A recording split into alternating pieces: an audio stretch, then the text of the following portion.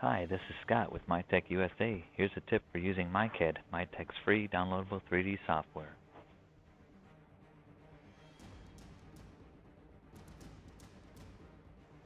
Here's how to use the door function in MayCAD. We'll need some type of frame structure, like a cube. Then go to the Doors tab on the toolbar or from the Draw drop-down menu. Then select the location where you want the door to go and click on a profile where the hinge side will be, and the door will be added. You'll see how the door will look in the opening prior to placing it by hovering over a profile. The default door settings will add a hinge type, handle, and lock.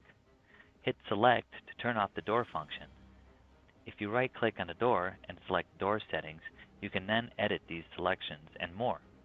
Some of the other options are Profile, Panel Type, Door Gap, Hinge Type or Location, Double or Bifold doors, etc.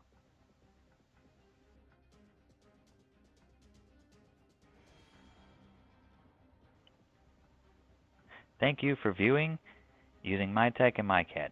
Please check out our other videos or visit our website for product information, distributors, and software downloads.